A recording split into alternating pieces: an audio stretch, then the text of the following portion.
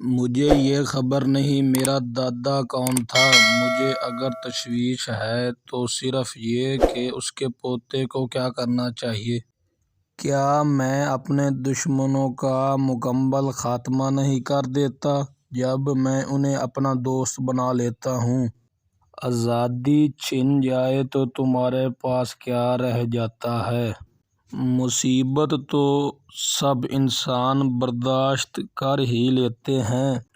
کسی کا کردار اصل میں دیکھنا ہے تو اس کے ہاتھ میں اقتدار اور طاقت دے کر دیکھو۔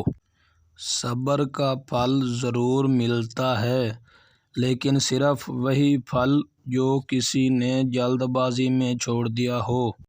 ہمیں یقین رکھنا چاہیے کہ سچائی طاقتور اور یقین کے ساتھ ہمیں اپنے فرائض سر انجام دینے چاہئیں۔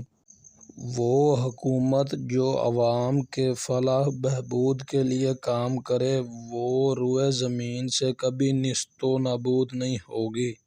محنت سرمایہ سے اعلیٰ ورثہ ہے اور اس سے بالکل آزاد ہے۔ سرمایہ تو خود محنت کا نتیجہ ہوتا ہے اور کبھی پیدا ہی نہ ہوتا اگر پہلے سے محنت کا وجود نہ ہوتا۔ محنت سرمایہ سے برتر ہے، اس لیے وہ اس بات کی حقدار ہے کہ اس کا زیادہ لحاظ کیا جائے۔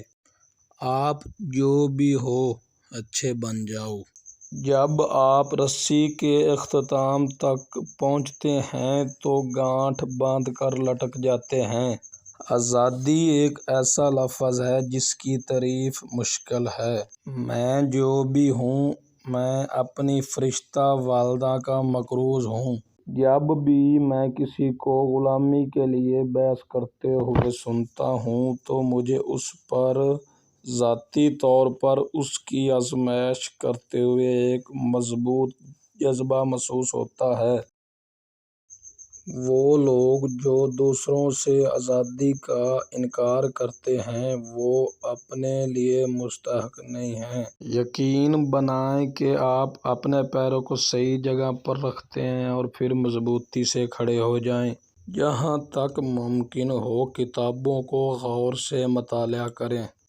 میرا سب سے اچھا دوست وہ ہوگا جو مجھے کتاب دے گا جو میں نے نہیں پڑھی۔